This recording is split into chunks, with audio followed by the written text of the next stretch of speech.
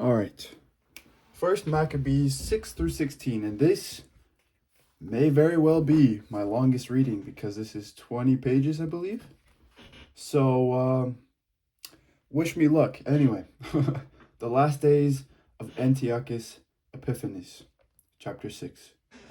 King Antiochus was going through the upper provinces when he heard that Elymais in Persia was a city famed for its wealth in silver and gold. Its temple was very rich, containing golden shields, breastplates, and weapons left there by Alexander, son of Philip, the Macedonian king who first reigned over the Greeks.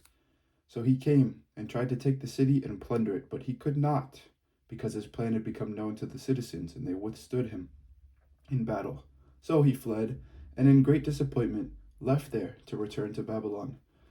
Then someone came to him in Persia and reported that the armies that had gone into the land of Judah had been routed, that Lysias had gone first with a strong force, but had turned and fled before the Jews, that the Jews had grown strong from the arms, supplies, and abundant spoils that they had taken from the armies that they had cut down, that they had torn down the abomination that he had erected on the altar in Jerusalem, and that they had surrounded the sanctuary with high walls as before, and also Bethzur, his town.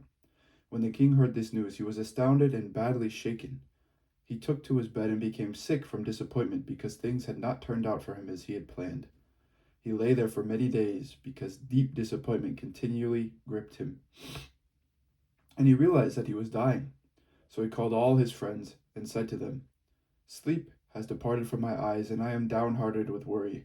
I said to myself, to what distress I have come, and into what a great flood I now am plunged. For I was kind and beloved in my power, but now I remember the wrong I did in Jerusalem. I seized all its vessels of silver and gold, and I sent to destroy the inhabitants of Judah without good reason.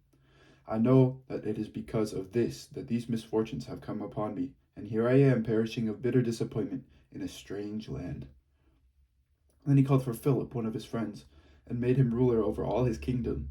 He gave him the crown and his robe and the signet so that he may guide his son Antiochus and bring him up to the king. Thus King Antiochus died there in the 149th year. When Lysias learned that the king was dead, he set up Antiochus the king's son to reign. Lysias had brought him up from boyhood. He named him Eupator. Meanwhile, the garrison in the citadel kept hemming Israel in around the sanctuary. They were trying in every way to harm them and strengthen the Gentiles. And Judas therefore resolved to destroy them and assembled all the people to besiege them. They gathered together and besieged the citadel in the 150th year, and he built siege towers and other engines of war. But some of the garrison escaped from the siege, and some of the ungodly Israelites joined them. They went to the king and said, "How long will you fail to do justice and to avenge our kindred? We were happy to serve your father, to live by what he said, and to follow his commands. For this reason the sons of our people besieged the citadel and became hostile to us. Moreover, they have put to death as many of us as they have caught, and they have seized our inheritances. It is not against us alone that they have stretched out their hands. They have also attacked all the lands on their borders. And see, today they have encamped against the citadel in Jerusalem to take it. They have fortified both the sanctuary and Bethzur. Unless you quickly prevent them, they will do still greater things, and you will not be able to stop them." The king was enraged when he heard this. He assembled all his friends, the commanders of his forces, and those in authority. Mercenary forces also came to him from other kingdoms and from islands of the seas. The number of his forces was 100,000 foot soldiers, 20,000 horsemen, and 32 elephants accustomed to war. That's kind of cool. 32 elephants used to war? That's kind of cool. Anyway, they came through Idumea and encamped against Bethzur, and for many days they fought and built engines of war. But the Jews sallied out and burned these with fire and fought courageously. Then Judas marched away from the citadel and encamped at Beth Zechariah, opposite the camp of the king. Early in the morning the king set out and took his army by a forced march along the road of Beth Zechariah, and his troops made ready for battle and sounded their trumpets. They offered the elephants the juice of grapes and mulberries to arouse them for battle. They distributed the animals among the phalanxes. With each elephant they stationed 1,000 men armed with coats of mail and with brass helmets on their heads, and 500 picked horsemen were assigned to each beast. These took their position beforehand wherever the animal was. Oops. Come on. Wherever it went, they went with it, and they never left it. On the elephants were wooden towers. Wow, strong and covered. They were fastened on each animal by a special harness, and each were 4 armed men who fought from there, and also its Indian driver. The rest of the cavalry were stationed on either side on the 2 flanks of the army to harass the enemy while being themselves protected by the phalanxes. When the sun shone on the shields of gold and brass, the hills were ablaze with them and gleamed like flaming torches. Now a part of the king's army was spread out on the high hills, and some troops were on the plain, and they advanced steadily and in good order. All who heard the noise made by their multitude, by the marching of the multitude and the clanking of their arms, trembled, for the army was very large and strong. But Judas and his army advanced to the battle, and 600 of the king's army fell. Now Eleazar, son of Avaran, saw that one of the animals was equipped with royal armor. It was taller than all the others, and he was supposed that the king was on it. So he gave his life to save his people and to win for himself an everlasting name. He courageously ran into the midst of the phalanx to reach it. He killed men right and left, and they parted before him on both sides. He got under the elephant and stabbed it from beneath and killed it, but it fell to the ground upon him and he died. When the Jews saw the royal might and the fierce attack of the forces, they turned away in flight. The soldiers of the king's army went up to Jerusalem against them, and the king encamped in Judea at Mount Zion. He made peace with the people of Bethsur, and they evacuated the town because they had no provisions there to withstand a siege, since it was a sabbatical year for the land. So the king took Bethsur and stationed a guard there to hold it. Then he encamped before the sanctuary for many days. He set up siege towers, engines of war to throw fire and stones, machines to shoot arrows, and catapults. The Jews also made engines of war to match theirs and fought for many days, but they had no food in storage, because it was the 7th year. Those who had found safety in Judea from the Gentiles had consumed the last of the stores. Only a few men were left in the sanctuary. The rest of them scattered to their own homes, for the famine proved too much for them. Then Lysias heard that Philip, whom King Antiochus, while still living, had appointed to bring up his son Antiochus to be king, had returned from Persia and Media with the forces that he had gone with the king, and that he was trying to seize control of the government. So he quickly gave orders to withdraw and said to the king, to the commanders of the forces, and to the troops, "Daily we grow weaker, our food supply is scant, the place against which we are fighting is strong, and the affairs of the kingdom press urgently on us. Now then, let us come to terms with these people and make peace with them and with all their nation. Let us agree to them, to let them live by their laws as they did before, for it was on account of their laws that we abolished that they became angry and did all these things." The speech pleased the king and the commanders, and he sent to the Jews an offer of peace, and they accepted it. So the king and the commanders gave them their oath. On these conditions the Jews evacuated the stronghold. But when the king entered Mount Zion and saw what a strong fortress the place was, he broke the oath he had sworn and gave orders to tear down the wall all around. Then he set off in haste and returned to Antioch. He found Philip in control of the city, but he fought against him and took the city by force. Expedition of Bacchides in Alcimus, chapter 7. In the 151st year, Demetrius, son of Seleucus, set out from Rome, sailed with a few men to a town by the sea, and there began to reign. As he was entering the royal palace of his ancestors, the army seized Antiochus and Lysias to bring them to him. But when this act became known to him, he said, "Do not let me see their faces." So the army killed them, and Demetrius took his seat on the throne of his kingdom. Then there came to him all the renegade and godless men of Israel. They were led by Alcimus, who wanted to be high priest. They brought to the king this accusation against the people: "Judas and his brothers have destroyed all your friends and have driven us out of our land. Now then, send a man whom you trust. Let him go and see all the ruin that Judas has brought on us and on the land of the king, and let him punish them and all who help them." So the king chose Bacchides. How do you say that? Bacchides, one of the king's friends, governor of the province beyond the river. He was a great man in the kingdom and was faithful to the king. He sent him, and with him he sent the ungodly Alcimus, whom he made high priest, and he commanded him to take vengeance on the Israelites.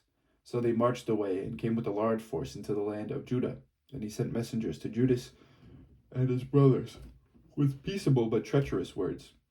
But they paid no attention to their words, for they saw that they had come with a large force. Then a group of scribes appeared in a body before Alcimus and Bacchides. I'll say Bacchides, how about that? To ask for just terms. The Hasidians were first among the Israelites to seek peace from them, for they had said, "A priest of the line of Aaron has come with the army, and he will not harm us."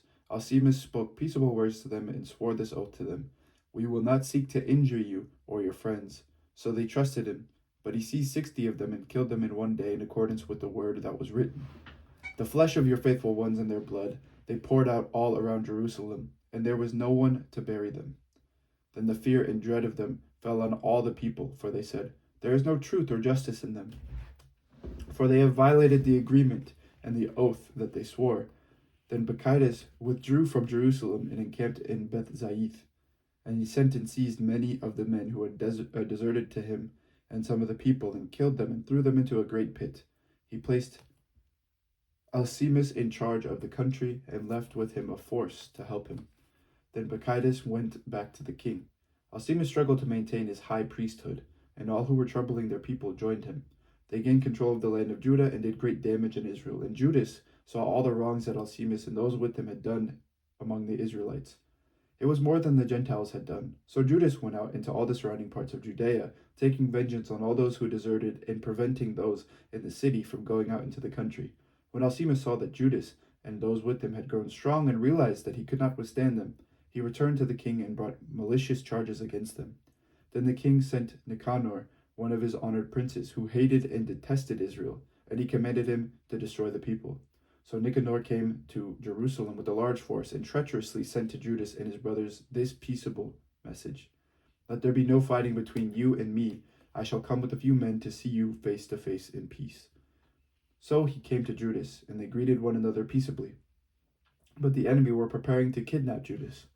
It became known to Judas that Nicanor had come with him with treacherous intent, and he was afraid of him and would not meet him again. When Nicanor learned that his plan had been disclosed, he went out to meet Judas in battle near Kafar Salama. About 500 of the army of Nicanor fell, and the rest fled into the city of David. After these events, Nicanor went up to Mount Zion. Some of the priests from the sanctuary and some of the elders of the people came out to greet him peaceably and to show him the burnt offering that was being offered for the king. But he mocked them and derided them and defiled them and spoke arrogantly, and in his anger he swore this oath: "Unless Judas and his army are delivered into my hands this time, then if I return safely, I will burn up this house." And he went out in great anger. At this the priests went in and stood before the altar and the temple, and they wept and said, "You chose this house to be called by your name, and to be for your people a house of prayer and supplication, to take vengeance on this man and on his army, and let them fall by the sword. Remember their blasphemies, and let them live no longer." Now Nicanor went out from Jerusalem and encamped in Beth-horon, and the Syrian army joined him. Judas encamped in Adasa with 3,000 men. Then Judas prayed and said, "When the messengers from the king spoke blasphemy, your angel went out and struck down 185,000 of the Assyrians. So also crush this army before us today. Let the rest learn that Nicanor has spoken wickedly against the sanctuary, and judge him according to this wickedness." So the armies met in battle on the 13th day of the month of Adar. The army of Nicanor was crushed, and he himself was the first to fall in the battle. When his army saw that Nicanor had fallen, they threw down their arms and fled. The Jews pursued them a day's journey from Masada as far as Gazara, and as they followed, they kept sounding the battle call on the trumpets. People came out of all the surrounding villages of Judea, and they outflanked the enemy and drove them back to their pursuers, so that they all fell by the sword. Not even one of them was left. Then the Jews seized the spoils and the plunder. They cut off Nicanor's head and the right hand that he had so arrogantly stretched out, and brought them and displayed them just outside Jerusalem. The people rejoiced greatly and celebrated that day as a day of great gladness. They decreed that this day should be celebrated each year on the 13th day of Adar. So the land of Judah had rest for a few days. A eulogy of the Romans, chapter 8. Now Judas heard of the fame of the Romans, that they were very strong and were all disposed towards all who made an allegiance with them, or an alliance with them, that they pledged friendship to those who came to them, and that they were very strong. He had been told of their wars and of their brave deeds that they were doing in the Gauls, how they had defeated them and forced them to pay tribute, and what they had done in the land of Spain to get control of the silver and gold mines there, and how they had gained control of the whole region by planning and patience, even though the place was far distant from them. They also subdued the kings who came against them from the ends of the earth until they crushed them and inflicted great disaster on them. The rest paid them tribute every year. They had crushed in battle and conquered Philip and King Perseus of the Macedonians and the others who rose up against them. They had also defeated Antiochus the Great, king of Asia, who went to fight against them with 120 elephants and with cavalry and chariots and a very large army. He was crushed by them. They took him alive and decreed that he and those who would reign after him should pay a heavy tribute and give hostages and surrender some of their best provinces, the countries of India, Media, and Lydia. These they took from him and gave to King Eumenes. The Greeks planned to come and destroy them, but this became known to them, and they sent a general against the Greeks and attacked them. Many of them were wounded and fell, and the Romans took captive their wives and children. They plundered them, conquered the land, tore down their strongholds, and enslaved them to this day. There are many kingdoms and islands, as many as ever opposed them, they destroyed and enslaved. But with their friends and those who rely on them, they have kept friendship. They have subdued kings far and near, and as many as have heard of their fame have feared them. Those whom they wish to help and to make kings, they make kings. And those whom they wish, they dispose, and they have been greatly exalted. Yet, for all of this, not one of them has put on a crown or worn purple as a mark of pride, but they have built for themselves a senate chamber, and every day 320 senators constantly deliberate concerning the people to govern them well. They trust one man each year to rule over them and to control all their land. They all heed the one man, and there is no envy or jealousy among them. So, Judas chose Eupolemus, son of John, son of Achos, and Jason, son of Eleazar, and sent them to Rome to establish friendship and alliance, and to free themselves from the yoke, for they saw that the kingdom of the Greeks was enslaving Israel completely. They went to Rome, a very long journey, and they entered the Senate chamber and spoke as follows: Judas, who is also called Maccabees, and his brothers, and the people of the Jews have sent us to you to establish alliance and peace with you, so that we may be enrolled as your allies and friends. The proposal pleased them, and this is a copy of the letter that they wrote in reply on bronze tablets, and sent to Jerusalem to remain with them there as a memorial of peace and alliance. May all go well with the Romans and with the nation of the Jews at sea and on land forever. And may sword and enemy be far from them. If war comes first to Rome or to any of their allies in all their dominion, the nation of the Jews shall act as their allies wholeheartedly, as the occasion may indicate to them. To the enemy that makes war they shall not give or supply grain, arms, money, or ships, just as Rome has decided, and they shall keep their obligations without receiving any return. In the same way, if war comes first to the nation of the Jews, the Romans shall willingly act as their allies, as the occasion may indicate to them. And to their enemies there shall not be given grain, arms, money, or ships, just as Rome has decided, and they shall keep those obligations and do so without deceit. Thus, on these terms, the Romans make a treaty with the Jewish people.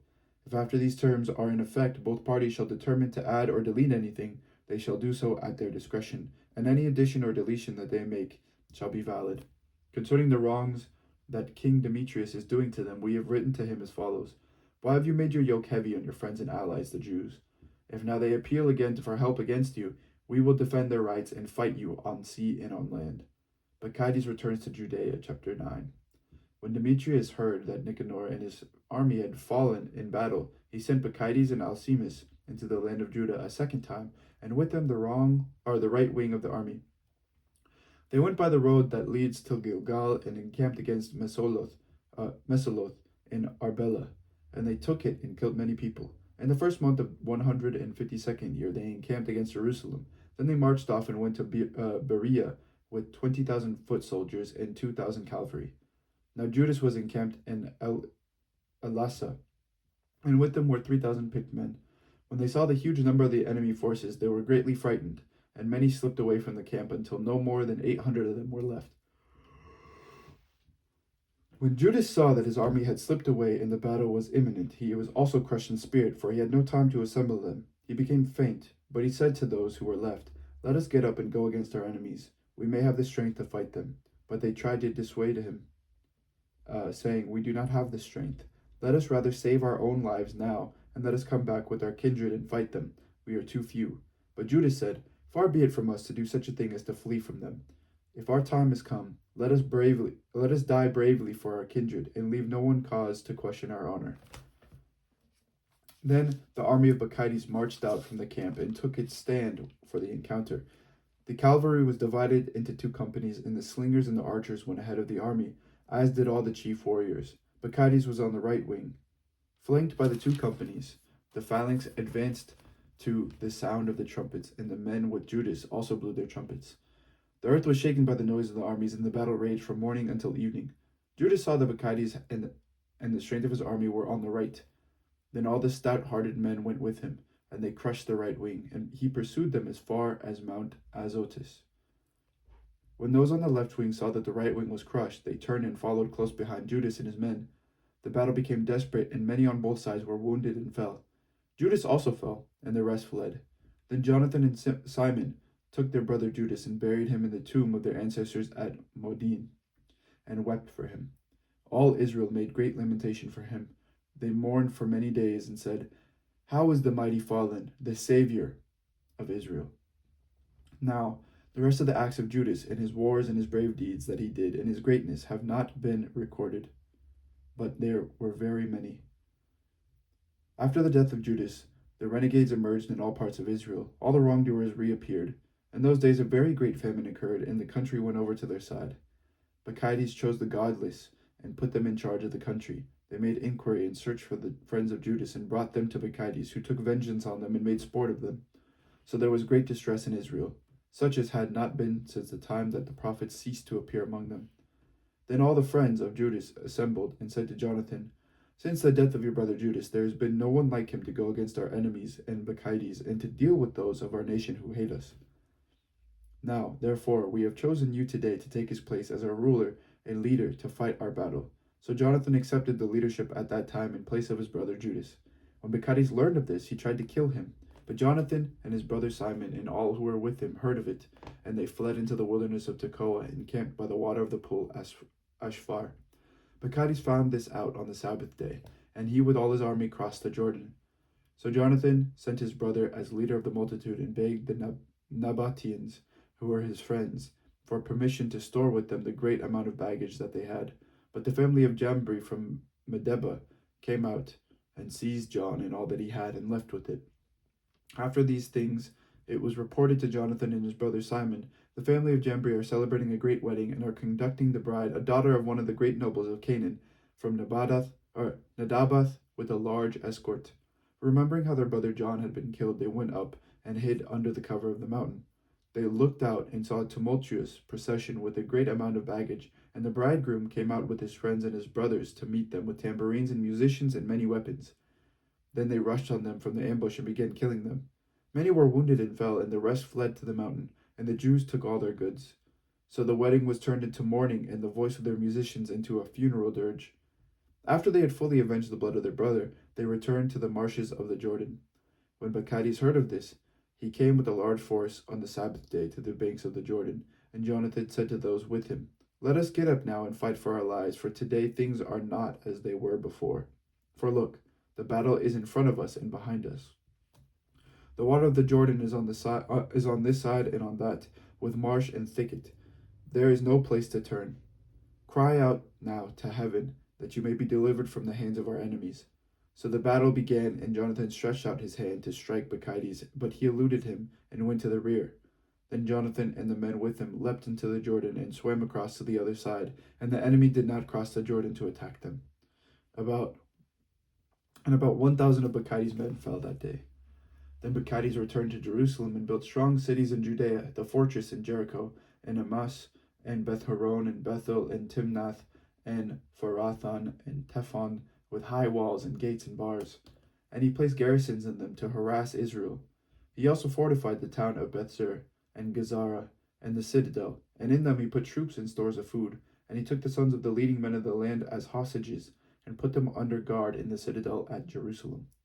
In the 153rd year, in the second month, Alcimus gave orders to tear down the wall of the inner court of the sanctuary. He tore down the work of the prophets, but he only began to tear it down, for at that time Alcimus was stricken and his work was hindered. His mouth was stopped and he was paralyzed, so that he could no longer say a word or give commands concerning his house. And Alcimus died at that time in great agony. When Bacchides saw that Alcimus was dead, he returned to the king, and the land of Judah had rest for 2 years. Then all the lawless plotted and said, "See, Jonathan and his men are living in quiet and confidence. So now let us bring Bacchides back, and he will capture them all in one night." And they went and consulted with him.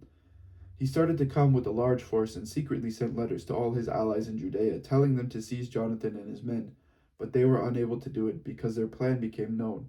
And Jonathan's men seized about 50 of the men of the country who were leaders in this treachery and killed them. Then Jonathan with his men and Simon withdrew to Bethbasi in the wilderness, and he rebuilt the parts of it that had been demolished, and they fortified it. When Bacchides learned of this, he assembled all his forces and sent orders to the men of Judea. Then he came and encamped against Bethbasi. He fought against it for many days and made machines of war. But Jonathan left his brother Simon in the town while he went out into the country, and he went with only a few men. He struck down Odomera and his kindred and the people of Vasaran in their tents. Then he began to attack and went into battle with his forces, and Simon and his men sallied out from the town and set fire to the machines of war. They fought with Bacchides, and he was crushed by them.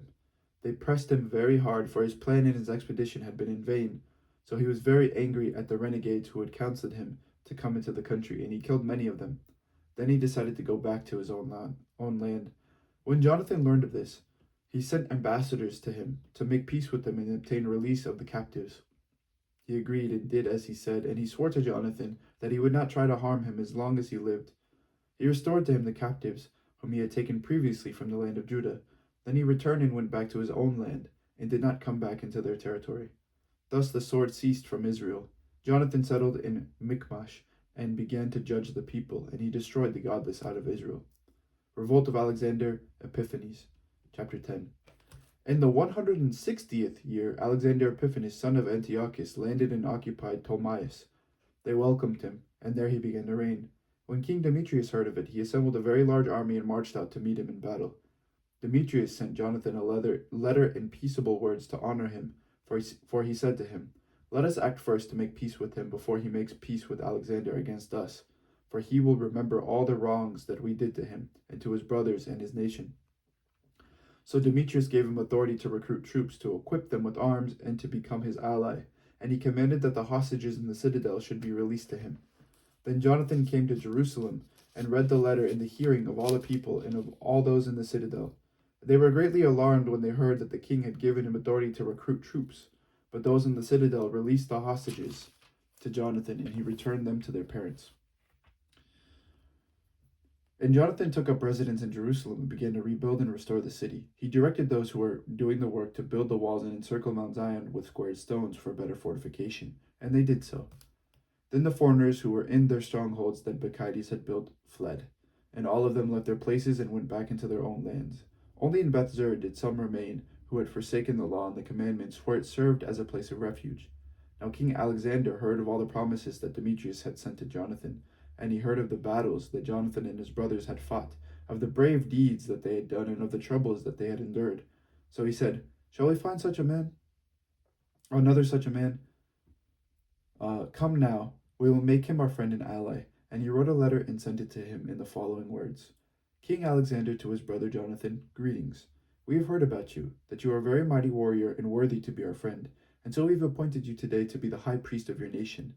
You are to be called the king's friend, and you are to take our side and keep friendship with us. He also sent him a purple robe and a golden crown.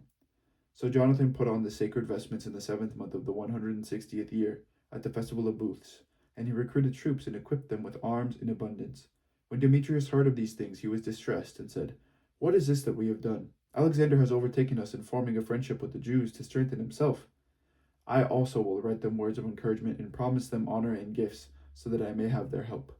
So he sent a message to them in the following words: King Demetrius, to the nation of the Jews, greetings.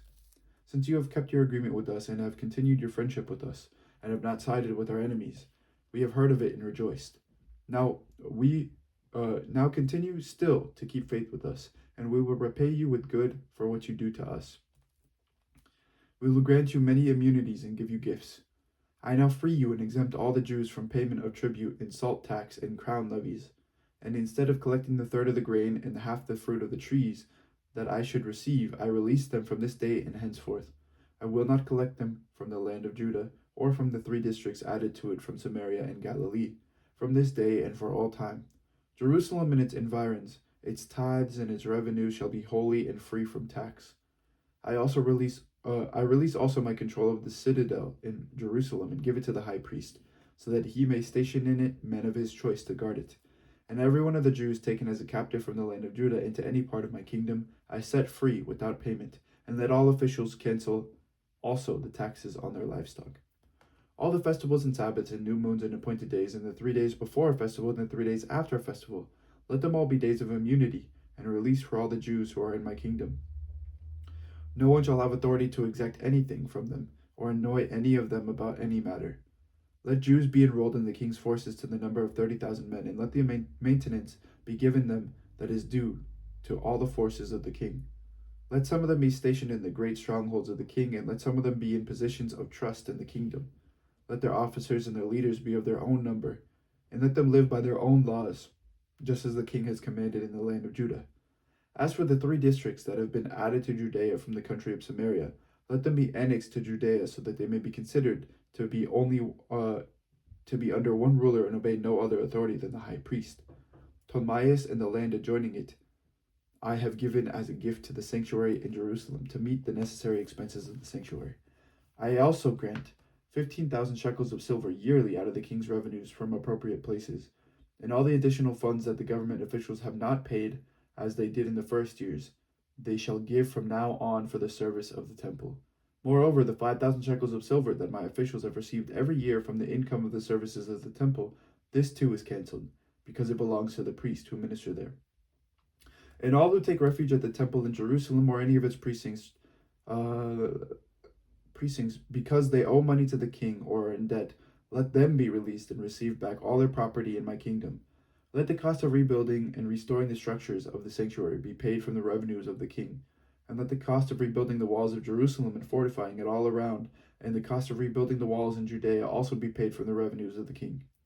When Jonathan and the people heard these words, they did not believe or accept them, because they remembered the great wrongs that Demetrius had done in Israel, and how much he had oppressed them. They favored Alexander, because he had been the first to speak peaceable words to them, and they remained his allies all his days. Now King Alexander assembled large forces and encamped opposite Demetrius. The 2 kings met in battle, and the king of Demetrius fled, and Alexander pursued him and defeated them. He pressed the battle strongly until the sun set, and on that day Demetrius fell. Then Alexander sent ambassadors to Ptolemy, king of Egypt, with the following message. Since I have returned to my kingdom and have taken my seat on the throne of my ancestors and established my rule, for I crushed Demetrius and gained control of our country, I met him in battle, and he and his army were crushed by us, and we have taken our seat on the throne of his kingdom. Now, therefore, let us establish friendship with one another. Give me now your daughter as my wife, and I will become your son-in-law, and will make gifts to you and to her in keeping with your position. Ptolemy the king replied and said, Happy was the day on which you returned to the land of your ancestors and took your seat on the throne of your kingdom. And now I will do for you as you wrote, but meet me at Ptolemais, so that we may see one another, and I will become your father-in-law as you have said. So Ptolemy set out from Egypt, and he and his daughter Cleopatra, and came to Ptolemais in the 162nd year. King Alexander met him, and Ptolemy gave him his daughter Cleopatra in marriage, and celebrated her wedding at Ptolemais with great pomp, as kings do. Then King Alexander wrote to Jonathan to come and meet him. So he went with pomp to Ptolemais and met the 2 kings. He gave them and their friends silver and gold and many gifts, and found favor with them. A group of malcontents from Israel, renegades, gathered together against him to accuse him, but the king had paid no attention to them. The king gave orders to take off Jonathan's garments and to clothe him in purple, and they did so. The king also seated him at his side, and he said to his officers, Go out with him into the middle of the city, and proclaim that no one is to bring charges against him about any matter, and let no one annoy him for any reason. When his accusers saw the honor that was paid him in accordance with the proclamation, and saw him clothed in purple, they all fled. Thus the king honored him, and enrolled him among his chief friends, and made him general and governor of the province. And Jonathan returned to Jerusalem in peace and gladness. In the 165th year, Demetrius, son of Demetrius, came from Crete to the land of his ancestors. When King Alexander heard of it, he was greatly distressed and returned to Antioch. And Demetrius appointed Apollonius the governor of Colestria, and he assembled a large force and encamped against Jamnia. Then he sent the following message to the high priest Jonathan: "You are the only one to rise up against us, and I have fallen into ridicule and disgrace because of you. Why do you assume authority against us in the hill country if you now have confidence in your forces? Come down to the plain to meet us, and let us match strength with each other there, for I have with me the power of the cities. Ask and learn who I am and who the others are that you are helping us. People will tell you that you cannot stand before us, for your ancestors were twice put to flight in their own land. And now you will not be able to withstand my cavalry and such an army in the plain, where there is no stone or pebble or place to flee." When Jonathan heard the words of Apollonius, his spirit was aroused. He chose 10,000 men and set out from Jerusalem, and his brother Simon met him to help him. He encamped before Joppa, but the people of the city closed its gates, for Apollonius had a garrison in Joppa. So they fought against it, and the people of the city became afraid and opened the gates, and Jonathan gained possession of Joppa. When Apollonius heard of it, he mustered 3,000 cavalry and a large army and went to Azotus as though he were going farther. At the same time he advanced into the plain, for he had a large troop of cavalry and put confidence in it. Jonathan pursued him to Azotus, and the armies engaged in battle. Now Apollonius had secretly left 1,000 cavalry behind them. Jonathan learned that there was an ambush behind them, for they surrounded his army and shot arrows at his men from early morning until late afternoon. But his men stood fast, as Jonathan had commanded, and the enemy's horses grew tired. Then Simon brought forward his force and engaged the phalanx in battle, for the cavalry was exhausted.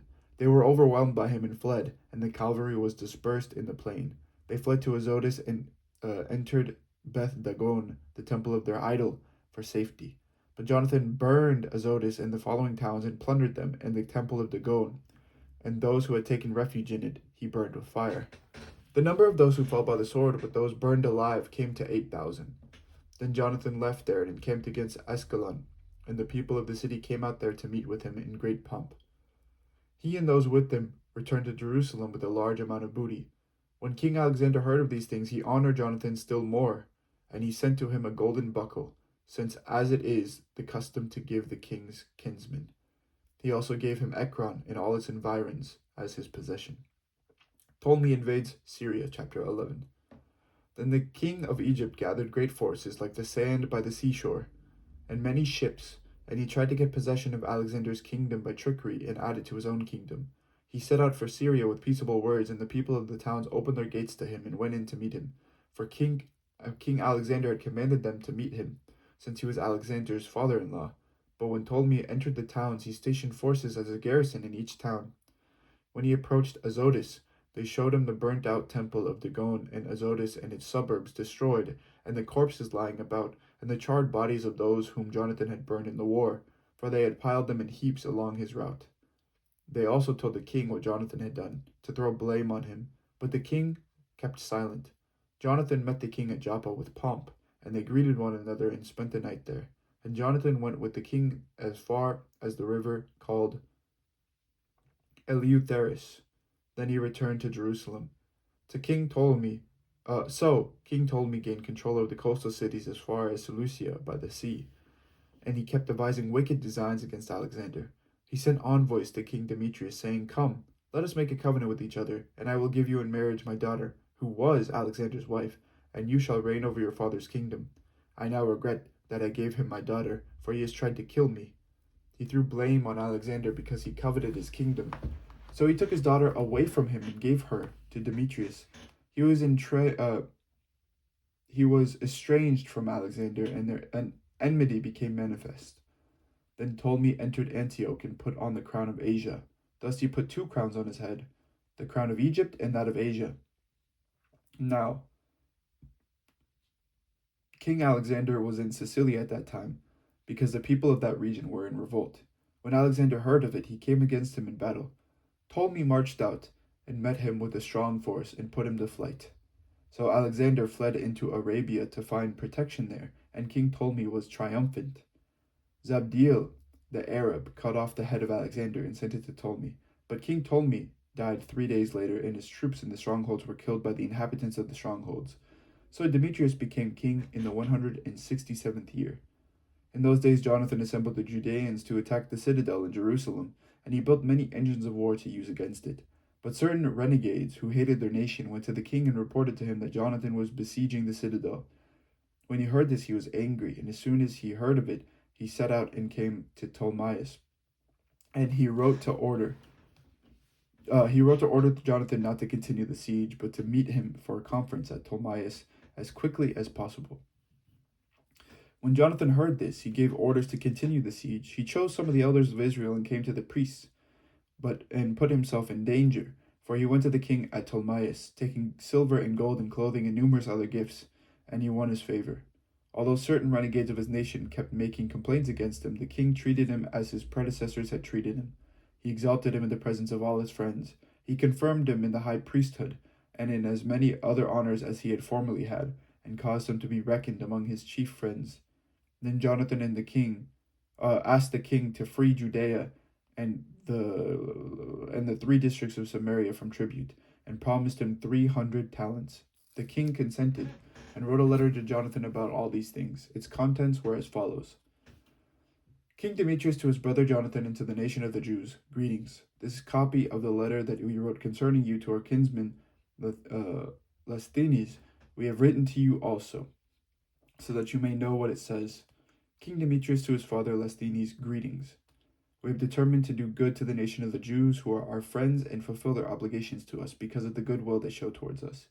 We have confirmed as their possession both the territory of Judea and the 3 districts of Apharima and Lydda and Rethaman, the latter, with all the region bordering them, were added to Judea from Samaria. To all those who offer sacrifice in Jerusalem, we have granted release from the royal taxes from the king formerly received from them each year, from the crops of the land and the fruit of the trees, and the other payments henceforth due to us of the tithes and the taxes due to us, and the salt pits and the crown taxes due to us. From all these we shall grant them release, and not one of these grants shall be cancelled from this time on forever. Now therefore take care to make a copy of this, and let it be given to Jonathan and put up in a conspicuous place on the holy mountain. When King Demetrius saw that the land was quiet before him and that there was no opposition to him, he dismissed all his troops, all of them to their own homes, except the foreign troops that he had recruited from the islands of the nations. So all the troops who had served under his predecessors hated him. A certain Trypho had formerly been one of Alexander's supporters. He saw that all the troops were grumbling against Demetrius. So he went to Imalcu the Arab, who was bringing up Antiochus, the younger son of Alexander, and insistently urged him to hand Antiochus over to him, to become king in place of his father.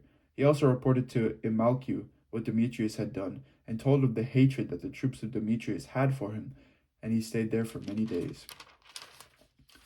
Now Jonathan sent to King Demetrius the request that he remove the troops of the citadel from Jerusalem and the troops in the strongholds, for they kept fighting against Israel. And Demetrius sent this message back to Jonathan.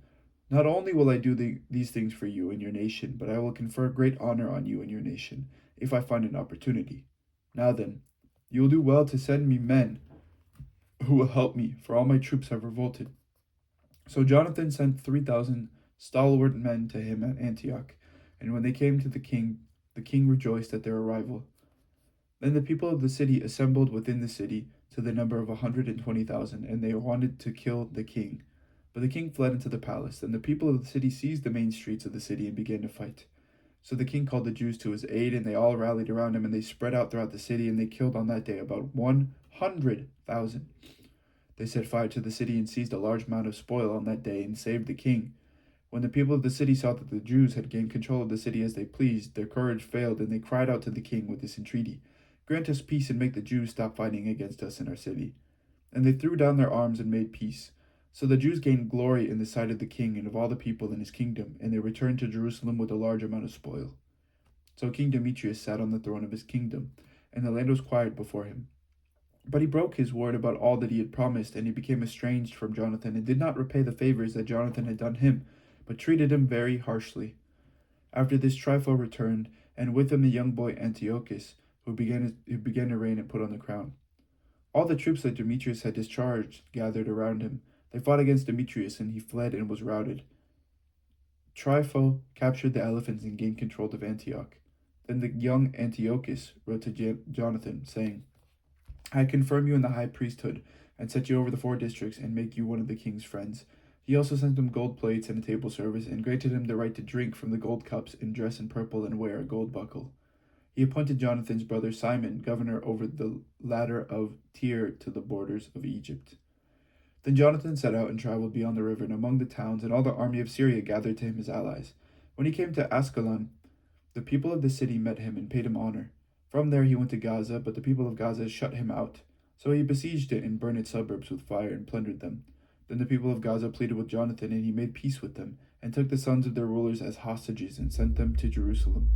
And as he passed through the country as far as Damascus, then Jonathan heard that of the officers of Demetrius had come to Kadesh in Galilee with a large army, intending to remove him from office. He went to meet them, but left his brother Simon in the country. Simon encamped before Bethzur and fought against it for many days and hemmed it in. Then they asked him to grant them terms of peace, and he did so. He removed them from there, took possession of the town, and set a garrison over it. Jonathan and his army encamped by the waters of Gennesaret. Early in the morning they marched to the plain of Hazor, and there in the plain the army of the foreigners met him. They had set an ambush against him in the mountains, but they themselves met him face to face. Then the men in ambush emerged from their places and joined battle. All the men with Jonathan fled, not one of them was left except Mattathias son of Absalom and Judas son of Chalphi, commanders of the forces of the army. Jonathan tore his clothes, put dust on his head, and prayed. Then he turned back to the battle against the enemy and routed them, and they fled. When his men who were fleeing saw this, they returned to him and joined him in the pursuit as far as Kadesh to their camp, and there they encamped. As many as 3,000 of the foreigners fell that day, and Jonathan returned to Jerusalem. Alliances with Rome and Sparta. Chapter 12. Now when Jonathan saw that the time was favorable for him, he chose men and sent them to Rome to confirm and renew the friendship with them. He also sent letters to the same effect to the Spartans and to other places. So they went to Rome and entered the Senate chamber and said, The high priest Jonathan and the Jewish nation have sent us to renew the former friendship and alliance with them. And the Romans gave them letters to the people in every place, asking them to provide for the envoys safe conduct to the land of Judah. This is a copy of the letter that Jonathan wrote to the Spartans. The high priest Jonathan, the senate of the nation, the priests, and the rest of the Jewish people, to their brothers the Spartans. Greetings. Already in time past, a letter was sent to the high priest Onias from Arias, who is the king among you, stating that you are our brothers, as the appended copy shows. Onias welcomed the envoy with honor and received a letter which contained a clear declaration of alliance and friendship. Therefore, though we have no need of these things, since we have as encouragement the holy books that are in our hands, we have undertaken to send to renew our family ties and friendship with you, so that we may not become estranged from you. For considerable time has passed since you sent your letter to us. We therefore remember you constantly on every occasion, both on our festivals and on other appropriate days, at the sacrifices that we offer, and in our prayers, as it is right and proper to remember brothers. And we rejoice in your glory. But as for ourselves, many trials and many wars have encircled us. The kings around us have waged war against us. We were unwilling to annoy you and other allies and friends with these wars, for we have the help that comes from heaven for our aid. And so we were delivered from our enemies, and our enemies were humbled. We therefore have chosen Numunius, son of Antiochus, and Antipater, son of Jason, and have sent them to Rome to renew our former friendship and alliance with them. We have commanded them to go also to you and greet you, and deliver to you this letter from us concerning the renewal of our family ties. And now please send us a reply to this. This is a copy of the letter that they sent to Onias, King Artias of the Spartans, to the high priest Onias. Greetings. It has been found in writing concerning the Spartans and the Jews that they are brothers and are of the family of Abraham. And now that we have learned this, please write us concerning your welfare. We are on our part right to you, that your livestock and your property belong to us, and ours belong to you. We therefore command that our envoys report to you accordingly. Now Jonathan heard that the commanders of Demetrius had returned with a larger force than before to wage war against him. So he marched away from Jerusalem and met them in the region of Hamath, for he gave them no opportunity to invade his own country. He sent spies to their camp and returned and reported to him that the enemy were being drawn up in formation to attack the Jews by night. So when the sun had set, Jonathan commanded his troops to be alert and to keep their arms at hand so that to be ready all night for battle, and he stationed outposts around the camp. When the enemy heard that Jonathan and his troops were prepared for battle, they were afraid and were terrified at heart. So they kindled fires in their camp and withdrew. But Jonathan and his troops did not know it until morning, for they saw the fires burning. Then Jonathan pursued them, but he did not overtake them, for they had crossed the Ithurus river. So Jonathan turned aside to the Arabs who were called Zabadeans, and crushed them and plundered them. And he broke camp and went to Damascus and marched through all that region. Simon also went out and marched through the country as far as Ascalon and the neighboring strongholds. He turned aside to Joppa and took it by surprise, for he had heard that they were ready to hand over the stronghold to those whom Demetrius had sent, and he stationed a garrison there to guard it.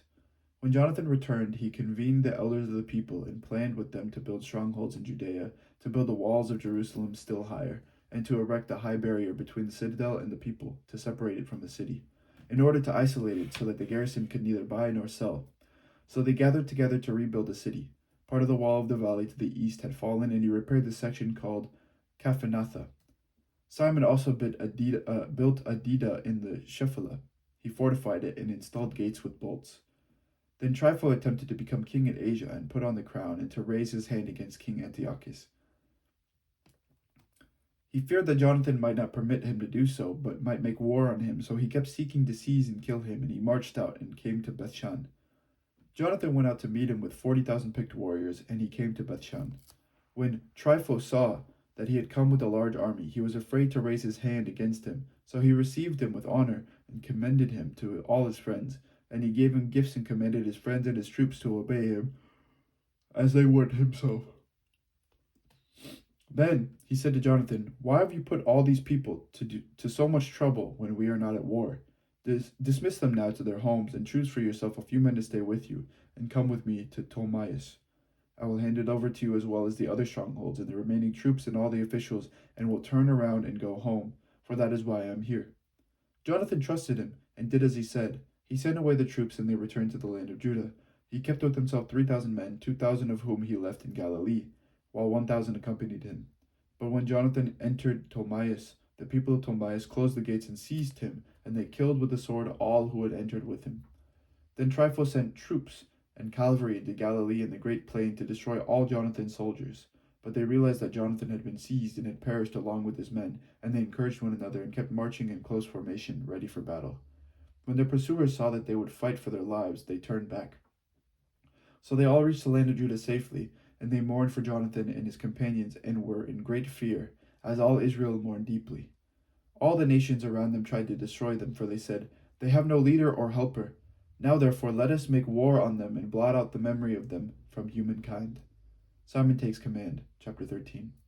Simon heard that Trypho had assembled a large army to invade the land of Judah and destroy it, and he saw that the people were trembling with fear. So he went up to Jerusalem, and gathering the people together, he encouraged them, saying to them, "You yourselves know what great things my brothers and I in the house of my father have done for the laws and the sanctuary. You know also the wars and the difficulties that my brothers and I have seen. By reason of this, all my brothers have perished for the sake of Israel, and I alone am left. And now far be it from me to spare my life in any time of distress, for I am not better than my brothers. But I will avenge my nation in the sanctuary and your wives and children, for all the nations have gathered together out of hatred to destroy us."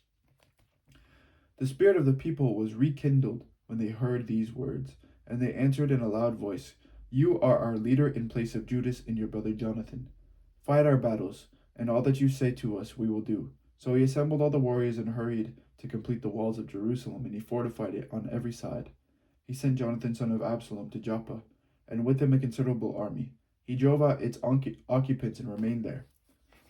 Then Trypho left Ptolemais with a large army to invade the land of Judah, and Jonathan with him under guard. Simon encamped in Adida, facing the plain. Trypho learned that Simon had risen up in place of his brother Jonathan, and that he was about to join battle with him. So he sent envoys to him and said, "It is for the money that your brother Jonathan owed the royal treasury in connection with the officials he held that we were detaining him. Send now 100 talents of silver and 2 of his sons as hostages, so that when released he will not revolt against us, and we will release him." Simon knew that they were speaking deceitfully to him, But he sent to get the money and the sons, so that he would not arouse great hostility among the people, who might say, "It was because of Simon. It was because Simon did not send him the money and the sons that Jonathan perished." So he sent the sons and the 100 talents, but Trypho broke his words and did not release Jonathan. After this, Trypho came to invade the country and destroy it, and he circled around by the way to Adora. But Simon and his army kept marching along opposite him to every place he went. Now the men in the citadel kept sending envoys to Trypho, urging him to come to them by the way of the wilderness and to send them food. So Trypho got all his cavalry ready to go. But that night a very heavy snow fell and marched off. Oh, wait. And he did not go because of the snow. He marched off and went into the land of Gilead. When he approached Buscama, he killed Jonathan, and he was buried there. Then Trypho turned and went back to his own land. Simon sent and took the bones of his brother Jonathan and buried him in Modian, the city of his ancestors. All Israel bewailed him with great lamentation and mourned for him for many days. And Simon built a monument over the tomb of his father and his brothers. He made it high, so that it might be seen with polished stone at the front and back. He also erected 7 pyramids opposite one another for his father and mother and 4 brothers. For the pyramids he devised an elaborate setting, erecting about them great columns, and on the columns he put suits of armor for a permanent memorial, and beside the suits of armor he carved ships, so that they could be seen by all who sail the sea. This is the tomb that he built in Modian. It remains to this day. Trypho dealt treacherously with the young king Antiochus. He killed him and became the king in his place, putting on the crown of Asia, and he brought calamity on the land. But Simon built up the strongholds of Judea and walled them all around with high towers and great walls and gates and bolts, and he stored food in the strongholds. Simon also chose emissaries and sent them to King Demetrius with a request to grant relief to the country, for all that Trypho did was to plunder. King Demetrius sent him a favorable reply to this request and wrote him a letter as follows: King Demetrius to Simon, the high priest and friend of kings, and to the elders and nation of the Jews, greetings. We have received the gold crown and the palm branch that you sent, and we are ready to make a general peace with you, and to write our officials to grant you release from tribute. All the grants that we have made to you remain valid, and let the strongholds that you have built be your possession. We pardon any errors and offenses committed to this day, and cancel the crown tax that you owe, and whatever other tax has been collected in Jerusalem shall be collected no longer. And if any of you are qualified to enroll in our bodyguard, let them be enrolled, and let there be peace between us. In the 170th year, the yoke of the Gentiles was removed from Israel, and the people began to write in their documents and contracts, in the first year of Simon, the great high priest and the commander of the leader of the Jews. In those days, Simon encamped against Gazara and surrounded it with troops. He made a siege engine, brought it up to the city, and battered and captured one tower. The men in the siege engine leapt out into the city, and a great tumult arose in the city. The men in the city with their wives and children went up on the wall with their clothes torn, and they cried out with a loud voice, asking Simon to make peace with them. They said, "Do not treat us according to our wicked acts, but according to your mercy." So Simon reached an agreement with them and stopped fighting against them. But he expelled them from the city and cleansed the houses in which the idols were located, and then entered it with hymns and praise. He removed all uncleanliness from it and settled in it those who observed the law. He also strengthened its fortifications and built it in a house for himself. Those who were in the citadel at Jerusalem were prevented from going in and out to buy and sell in the country. So they were very hungry, and many of them perished from famine. Then they cried to Simon to make peace with them, and he did so. But he expelled them from there and cleansed the citadel from its pollutions. On the 23rd day of the 2nd month, in the 171st year, the Jews entered it with praise and palm branches, and with harps and cymbals and stringed instruments, and with hymns and songs, because a great enemy had been crushed and removed from Israel. Simon decreed that every year they should celebrate this day with rejoicing. He strengthened the fortifications of the Temple Hill alongside the citadel, and he and his men lived there. Simon saw that his son John had reached manhood, and so he made him commander of all the forces, and he lived at Gazara. Capture of Demetrius, chapter 14. In the 172nd year, King Demetrius assembled his forces and marched into Media to obtain help, so that he could make war against Trypho. When King Arsaces of Persia and Media heard that Demetrius had invaded his territory, he sent one of his generals to take him alive. The general went and defeated the army of Demetrius and seized him and took him to Arsaces, who put him under guard. Eulogy of Simon. The land had rest all the days of Simon. He sought the good of his nation. His rule was pleasing to them, as was the honor shown him all his days. To crown all his honors, he took Joppa for a harbor and opened a way to the isles of the sea. He extended the borders of his nation and gained full control of the country. He gathered a host of captives. He ruled over Gazra and Bethzur and the citadel, and he removed its uncleanliness from it. And there was none to oppose him. They tilled their land in peace. The ground gave its increase, and the trees of the plains their fruit. Old men sat in the trees. They all talked together of good things, and the youths put on splendid military attire. He supplied the towns with food and furnished them with the means of defense until his renown spread to the ends of the earth. He established peace in the land, and Israel rejoiced with great joy. All the people sat under their own vines and fig trees, and there was none to make them afraid. No one was left in the land to fight them, and the kings were crushed in those days. He gave help to all the humble among his people. He sought out the law and did away with all the renegades and outlaws. He made the sanctuary glorious and added to the vessels of the sanctuary. It was heard in Rome and as far as Sparta that Jonathan had died, and they were deeply grieved. When they had heard that his brother Simon had become high priest in his stead, and that he was ruling over the country and the towns in it, they wrote to him on bronze tablets to renew with him the friendship and alliance that they had established with his brothers Judas and Jonathan. And these were read before the assembly in Jerusalem. This is a copy of the letter that the Spartans sent. The rulers in the city of the Spartans to the high priest Simon and to the elders and the priests and the rest of the Jewish people, our brothers, greetings.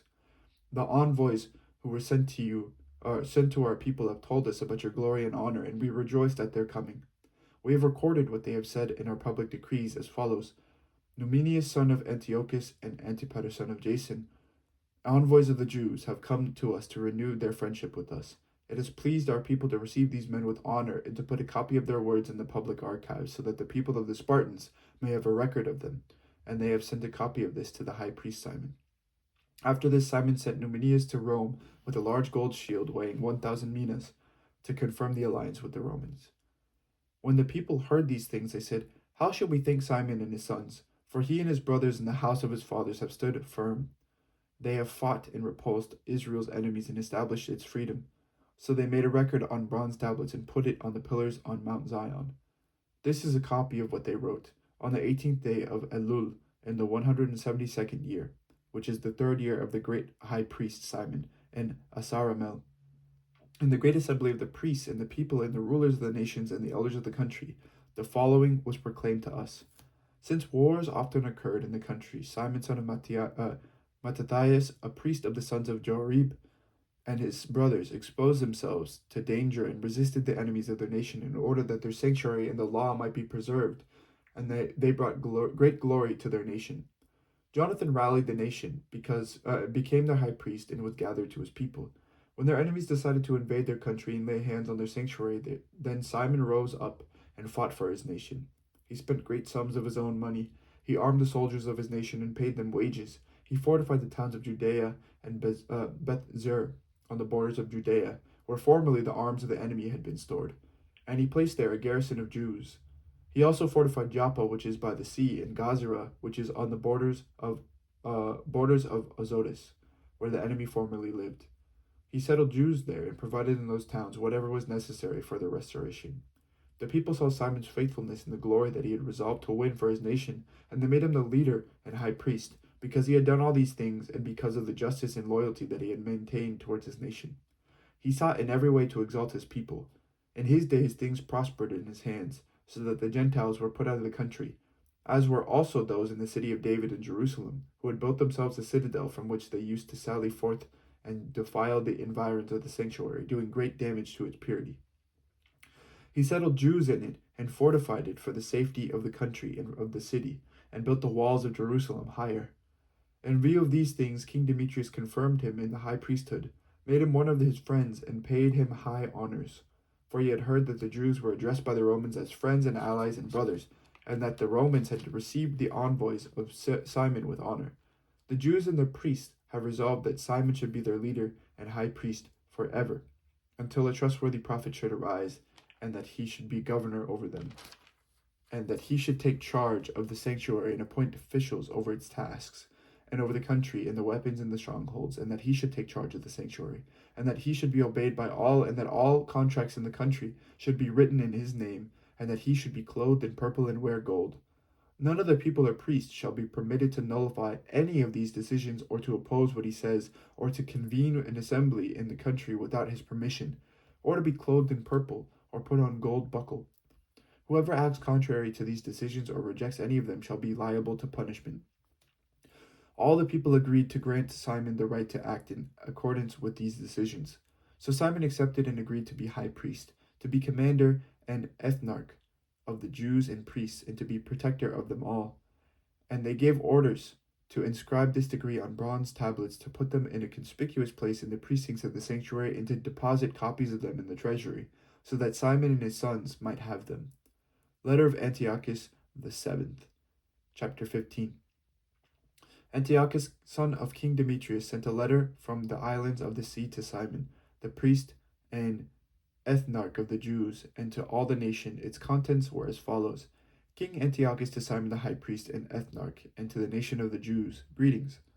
Whereas certain scoundrels have gained control of the kingdom of our ancestors, and I intend to lay claim to the kingdom so that I may restore it as it formerly was, and have recruited a host of mercenary troops and have equipped warships, and intend to make a landing in the country so that I may proceed against those who have destroyed our country, and those who have devastated many cities in my kingdom. Now, therefore, I confirm you to all the tax remissions that the kings before me have granted you, and a release from all the other payments from which they have released you. I permit you to mint your own coinage as money for your country, and I grant freedom to Jerusalem and the sanctuary. All the weapons that you have prepared and the strongholds that you have built and now hold shall remain yours. Every debt you owe to the royal treasury and any such future debts shall be cancelled for you, from henceforth and for all time. When we gain control of our kingdom, we will bestow great honor on you and your nation and the temple, so that your glory will become manifest in all the earth. In the 174th year, Antiochus set out and invaded the land of his ancestors. All the troops rallied to him, so that there were only a few with Trypho. Antiochus pursued him, and Trypho came in flight to Dor, which is by the sea, for he knew that troubles had converged on him, and his troops had deserted him. So Antiochus encamped against Dor, and with him were 120,000 warriors and 8,000 cavalry. He surrounded the town, and the ships joined battle from the sea. He pressed the town hard from the land and sea, and permitted no one to leave or enter it. Then Numenius and his companions arrived from Rome with letters to the kings and countries, in which the following was written: Lucius, consul of the Romans, to King Ptolemy, greetings. The envoys of the Jews have come to us as our friends and allies to renew our ancient friendship and alliance. They have been sent by the high priest Simon and by the Jewish people, and have brought a gold shield weighing 1,000 minas. We therefore have decided to write to the kings and countries that they should not seek their harm or make war against them and their cities and their country, or make alliance with those who are at war against them. And it seemed good to us to accept the shield from them. Therefore, if any scoundrels have fled to you from their country, hand them over to the high priest Simon, so that he may punish them according to their law. The council wrote the same thing to King Demetrius and to Attalius and Ariarathes and Arsaces, and to all the countries, and to Sampsames, and to the Spartans, and to the Delos, and to the Mindos, and to the Sicyon, and to Caria, and to Samos, and to Pamphylia, and to Lycia, and to Halicarnassus, and to Rhodes, and to Phalcius, and to Kos, and to Side, and to Aradus, and to Gordina, and Snidus, and Cyprus, and Cyrene. They also sent a copy of these to the high priest Simon.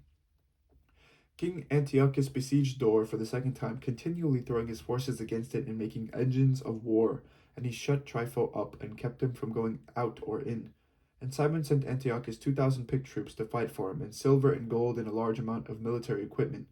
But he refused to receive them, and broke all the agreements he formerly had made with Simon, and became estranged to him. He sent to him Athenobius, one of his friends, to confer with him, saying, You hold control of Joppa and Gazra and the citadel of Jerusalem. They are cities of my kingdom. You have devastated their territory. You have done great damage in the land, and you have taken possession of many places in my kingdom. Now then, hand over the cities that you have seized, and the tribute money of the places that you have conquered outside the borders of Judea, or else pay me 500 talents of silver for the destruction that you have caused, and 500 talents more for the tribute money of the cities. Otherwise we will come and make war on you." So Athenobius, the king's friend, came to Jerusalem. And when he saw the splendor of Simon, and the sideboard with its gold and silver plate and his great magnificence, he was amazed. When he reported to him the king's message, Simon said to him in reply, "We have neither taken foreign land nor seized foreign property, but only the inheritance of our ancestors, which at one time had been unjustly taken by our enemies. Now that have the opportunity, we are firmly holding the inheritance of our ancestors. As for Joppa and Gazara, which you demand, they were causing great damage among the people into our land. For them we will give you 100 talents."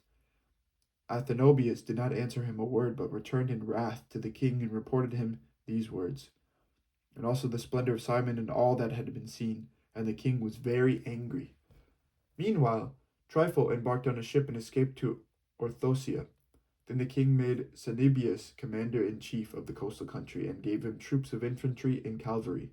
He commanded him to encamp against Judea, to build up Kedron and fortify its gates, and to make war on the people. But the king pursued Trypho. So Cenibius came to Jamnia and began to provoke the people and invade Judea, and take the people captive and kill them.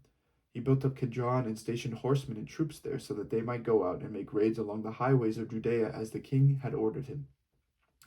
Chapter 16. John went up from Gazara and reported to his father Simon what Cendebius had done. And Simon called in his two eldest sons, Judas and John, and said to them, "My brothers and I, in my father's house, have fought the wars of Israel from our youth until this day, and things have prospered in our hands, so that we have delivered Israel many times. But now I have grown old, and you, by heaven's mercy, are mature in years. Take my place in my brothers, and go out and fight for our nation, and may the help that comes from heaven be with you." So John chose out of the country 20,000 warriors and cavalry, and they marched against Cendebius and camped for the night in Modian. Early in the morning they started out and marched into the plain, where a large force of infantry and cavalry was coming to meet them, and the stream lay between them. Then he and his army lined up against them. He saw that the soldiers were afraid to cross the stream, so he crossed over first, and when his troops saw him, they crossed over after him. Then he divided the army and placed the cavalry in the center of the infantry, for the cavalry of the enemy were very numerous. They sounded the trumpets, and Cendebius and his army were put to flight. Many of them fell wounded, and the rest fled into the stronghold. At that time Judas, the brother of John, was wounded, but John pursued them until Cendebius reached Kedron, which he had built. They also fled into the towers that were in the fields of Azotus, and John burned it with fire, and about 2,000 of them fell. He then returned to Judea safely.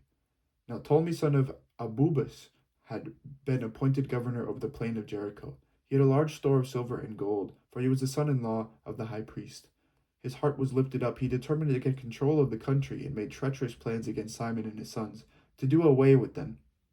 Now Simon was visiting the towns of the country and attending to their needs, and he went down to Jericho with his sons Mattathias and Judas. In the 177th year, in the 11th month, which is on the month of Shabbat, the son of Abubus received them treacherously in the little stronghold called Dak, which he had built. He gave them a great banquet and hid men there. When Simon and his sons were drunk, Ptolemy and his men rose up, took their weapons, rushed in against Simon in the banqueting hall, and killed him and his two sons, as well as some of his servants. So he committed an act of great treachery and returned evil for good. Then Ptolemy wrote a report about these things and sent it to the king, asking him to send troops to aid him, to turn over to him the towns and the country. He sent other troops to Gazara to do away with John. He sent letters to the captains asking them to come to him so that he might give them silver and gold and gifts, and he sent other troops to take possession of Jerusalem and the Temple Hill. But someone ran ahead and reported to John at Gazara that his father and his brothers had perished, and that he had sent men to kill you also. When he heard this, he was greatly shocked. He seized the men who came to destroy him and killed them, for he had found out that they were seeking to destroy him. The rest of the acts of John and his wars, and the brave deeds that he did, and the building of the walls that he completed, and his achievements are written in the annals of his high priesthood, from the time that he became high priest after his father. This is the word of the Lord. Thanks be to God. And that was the end of 1 Maccabees, and that was an hour and almost 15 minutes. It'll probably be 15 when I'm done yapping here. But thank you for listening, and may God bless you this day. So this was my longest reading. Anyway, take care, everyone, and have an amazing day. Bye-bye. Take care.